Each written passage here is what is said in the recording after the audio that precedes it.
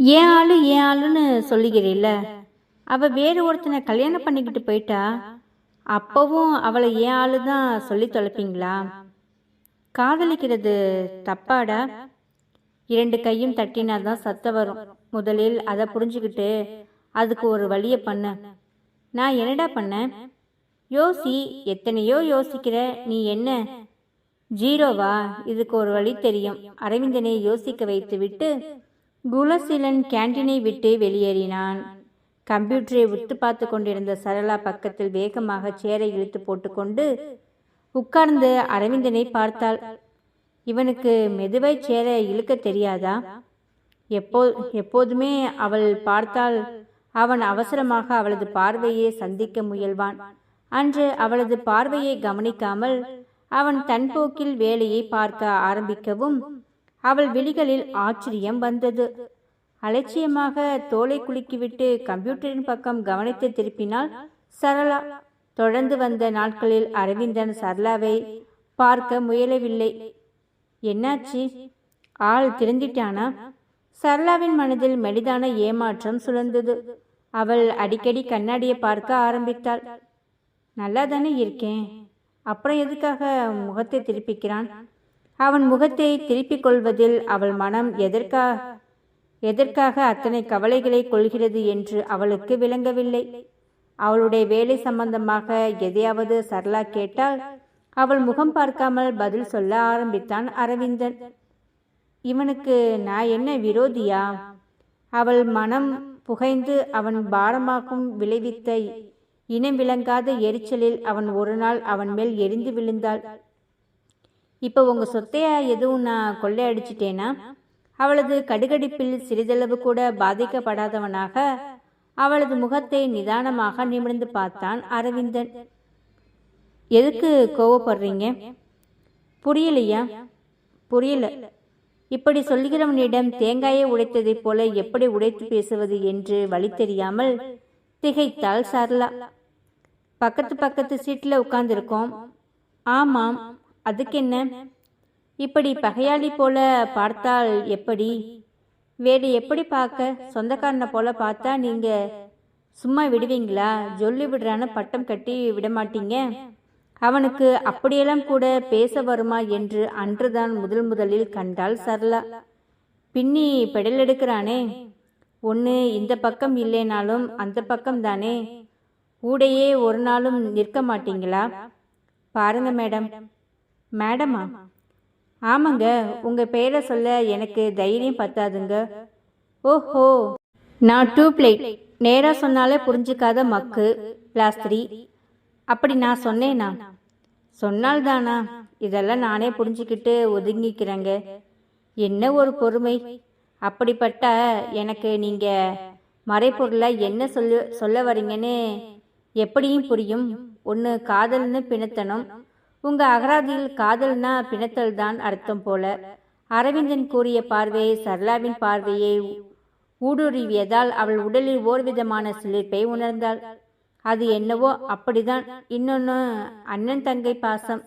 அதாவது நீங்க தங்கை, நான் அண்ணன். சரளாவினால் அதற்கு ஆம் என்று பதில் சொல்ல முடியவில்லை. அரவிந்தனின் தீர்க்கமான பார்வையில் உஷ்ணம் சேர்ந்திருந்தது. இந்த பாசமலரை வளர்க்கலாம் எல்லாம் எனக்கு தோதுபடாதுங்க மேடம். ஊடனி எதையே சொன்னீங்களே. நட்பு சார். எனக்கு 1000 நட்பு இருக்கிறதுக்கு 1001 உங்க நட்பு தேவையில்லைங்க. So we are just coworkers, that's all. அரவிந்தனின் குரலில் கம்பீரம் தொனித்தது. அதுவரை சரளா உணர்ந்தறியாத அந்த கம்பீரத்தில் அவள் ஈர்க்கம் பட்டாள். அவன் ரொம்ப மாறிட்டாண்டி, பூர்ணிமாவிடம் சொன்னாள். எனக்கு ஒன்றும் அப்படி தெரியல. அதே குரங்கு மூஞ்சி ஜொல்லு வாயாதான் தெரிகிறான். பூர்ணிமா அசட்டையாக பதில் அளிக்க சரளா பல்லை கடித்தாள். Mind your words Poorni. யாரை பார்த்து குரங்கு மூஞ்சின்னு சொல்லுகிற? உனக்கு தான் குரங்கு மூஞ்சி, குணாவுக்கும் தான் குரங்கு மூஞ்சி. என் மூஞ்சியை பற்றி என்ன வேணாலும் சொல்லு, கேட்டுக்கிறேன். நீ என் ஃப்ரெண்டு, அந்த குணாவை பற்றி என்கிட்ட ஏண்டி சொல்லுகிற? அதிலும் என் குணாவுமே அந்த குணா யாரோ நான் யாரோ. குணாவை பற்றி என்கிட்ட சொல்லக்கூடாது. மூச்சுக்கு 300 தடவை பூர்ணிமா குணா என்று சொல்லி வைக்க சரளா ரௌத்திரம் கொண்டாள். உனக்கு உன் பெருமைடி மகளே. என் பெருமை எனக்கென்ன எதுவும் இல்லை. உன் மனசில் 1000 இருக்குடி.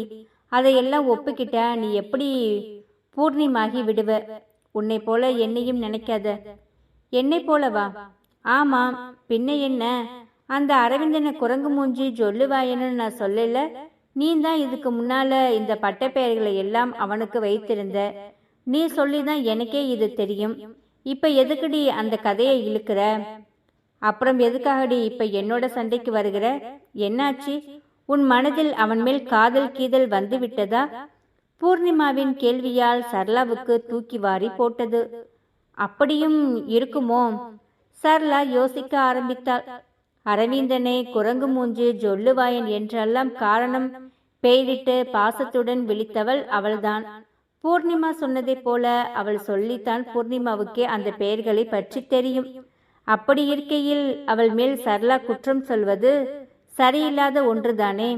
நானும் தான் இத்தனை நாளா இல்லாமல் இப்ப போய் அவனுக்காக ஏன் வக்காலத்து வாங்கி தொலைக்கிறேன்? காரணம் புரியாமல் தவித்தாள் சரளா. அவளை அறியாமல் அரவிந்தனை அடிக்கடி பார்க்க ஆரம்பித்தாள். அவன் அவளை பார்த்து கொண்டிருந்த நாட்களில் அவளை வசீகரிக்காத அவனின் தோற்றம் இப்போதுதான் அவளை வசீகரிக்க ஆரம்பித்திருந்தது. ஹேண்ட்ஸமா தான் இருந்து தொலைக்கிறான். அவனது செய்கையை பேச்சுவாக்கில் ஒற்றை விரலில் முடிக்கோதி கொள்ளும் இயல்பை, அப்படி முடிக்கோதும் போது கலைந்திருக்கும் சிகையின் அழகை அவள் ரசிக்க ஆரம்பித்தாள். இன்னைக்கு டக்கராதான் ட்ரெஸ் பண்ணியிருக்கான்.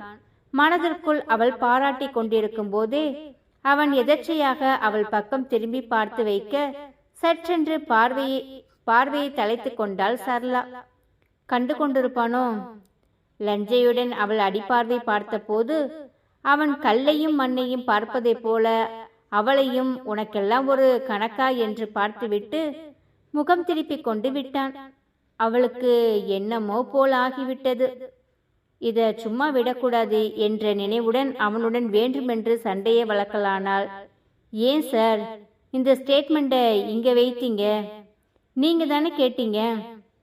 அவளது கேள்விக்கு அவளின் முகம் பார்க்காமல் அவன் பதில் சொன்ன விதத்தில் அவள் மனம் காயப்பட்டது. அந்த மனவழியில் அவள் மீதான அவளின் கோபம் இன்னமும் அதிகரித்தது. நான் கேட்டது இப்ப இல்ல, அப்ப. எப்ப கேட்டால் என்ன? கேட்டது நீங்க தானே. ஹலோ, இது ஆபீஸ், உங்க வீடு இல்ல. எனக்கு அந்த நினைவிருக்கு. அந்த நினைவிருந்தால் நான் கேட்டப்பவே இந்த ஸ்டேட்மெண்ட்டை ரெடி பண்ணி கொடுத்திருக்கணும். அதை விட்டுட்டு ஆறாமற எனக்கு என்னன்னு ரெடி பண்ணி கொடுத்திருக்க கூடாது. சரளா விடாமல் சண்டை வளர்க்க குணசீலனின் புருவங்கள் உயர்ந்தன. பூர்ணிமா அரவிந்தனுக்கு புரிந்து கொண்டு வந்தாள். எதுக்கடி அவர் கூட சண்டை போட்டுக்கிட்டு இருக்க? எனக்கு அப்படி ஒரு வேண்டுதல். பேசாமல் உன் வேலையை பார்த்துக்கிட்டு போவியா? அதை விட்டுட்டு பஞ்சாயத்து பண்ண வந்துட்டா. உன்னை இப்ப வழக்கு தீர்க்க வைக்கவான்னு நான் கூப்பிட்டேனா? நீ கூப்பிட்டாதான் வரணுமா? கூப்பிடாம வர நீ என்ன சின்ன கவுண்டரா இல்ல நாட்டாமையா? சரளாவின் இனம் பிரியாத கோபம் பூர்ணிமாவை கட ஆரம்பிக்க குணசீலன் குறுக்கே வந்தான். ஏங்க, அவங்க என்ன சொல்லிட்டாங்கன்னு அவங்க மேலேயும் கோவப்படுறீங்க? உங்களுக்கு என்ன தாங்க பிரச்சனை? அதை சொன்னால் நீங்க உடனே தீர்த்து வைத்து விடுவீங்களா? சொல்லிதான் பாருங்களேன். அப்படியா? உங்களுக்கு அவ்வளோ பவர் இருக்கா?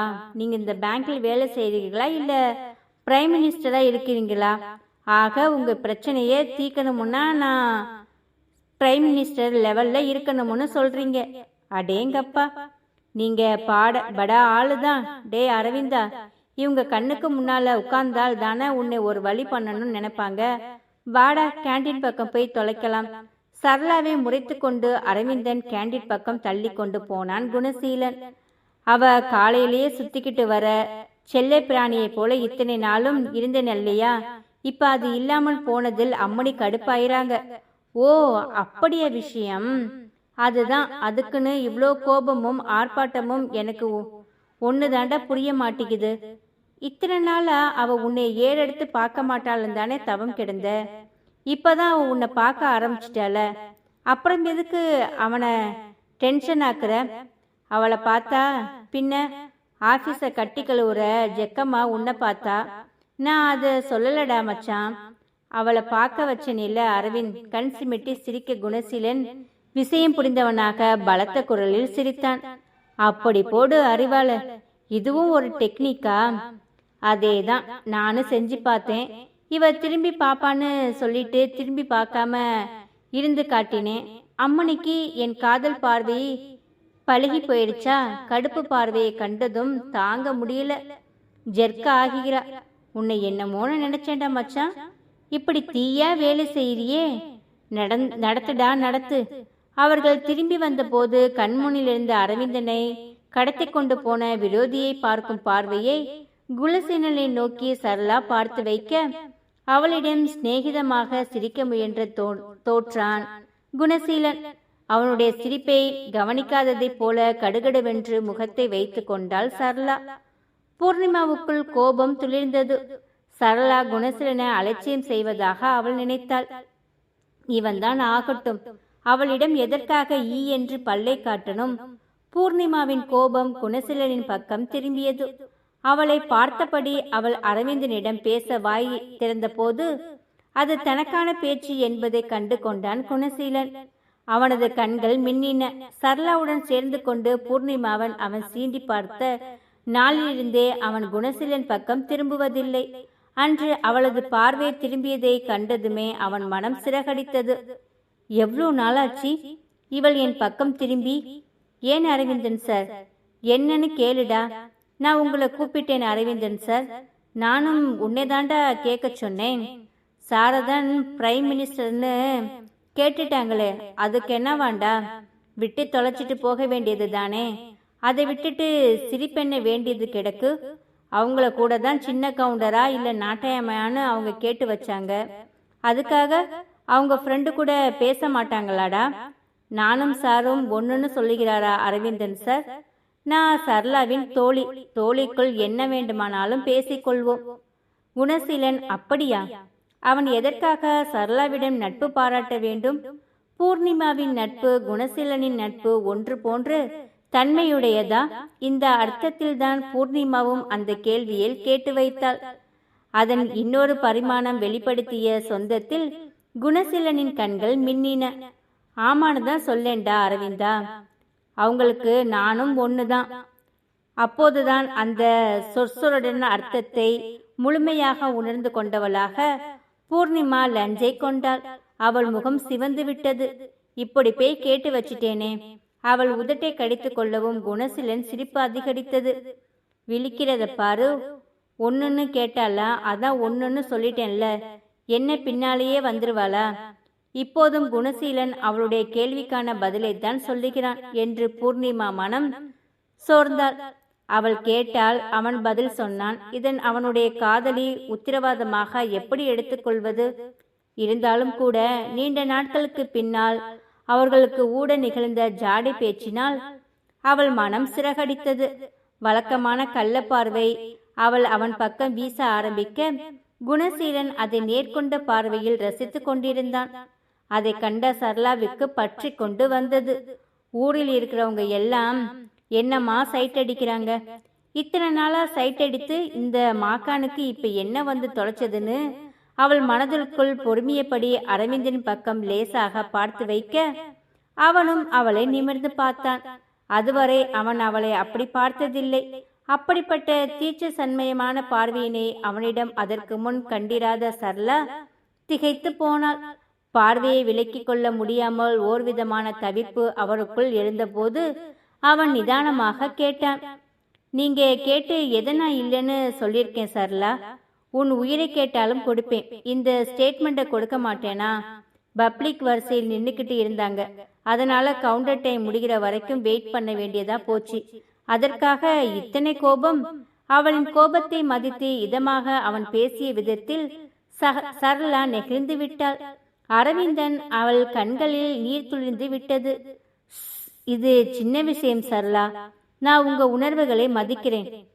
எங்கே நான் காதலை உங்களிடம் நேரடியாக சொன்னா நீங்க சங்கடப்பட்டு விடுவீங்களோன்னு தான் நான் பூர்ணிமாவிடம் அதை சொல்லிவிட்டேன். என் மனசை தெரியப்படுத்துறது மட்டும்தான் அதன் நோக்கம். சரளா எதை குற்றம் சொன்னாலோ அந்த காரணத்தை ஒரு நொடியில் தகர்த்து விட்டான் அரவிந்தன். நீங்கள் என் கண்ணுக்கு முன்னாலே தான் இருக்கிறீங்க, இல்லைன்னு நான் சொல்லல.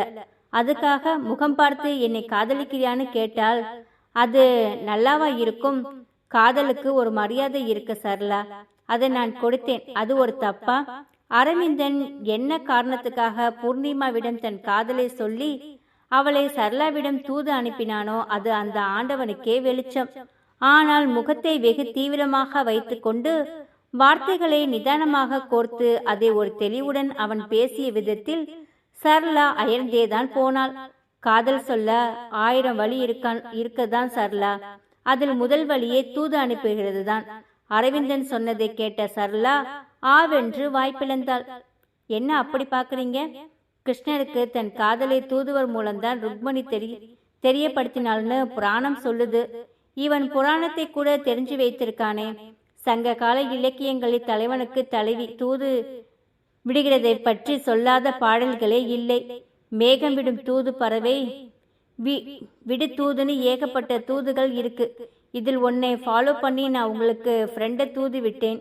இது ஒரு தப்பா? இவன் இலக்கியத்தையும் படிச்சிருக்கானா? யார் மனசுலங்க காதல் இல்லாம இருக்கு? உங்க மனசில் இல்லையா? இல்ல என் மனசுல இல்லையா? இந்த கதை உங்களுக்கு பிடிச்சிருந்துச்சுன்னா இந்த கதைக்கு ஒரு லைக் அண்ட் ஷேர் கொடுத்துட்டு மறக்காம நம்மளோட சேனலை நீங்க சப்ஸ்கிரைப் பண்ணி வச்சுக்கோங்க. இந்த கதையோட நெக்ஸ்ட் எபிசோட் நாளைக்கு பார்க்கலாம். தேங்க்யூ.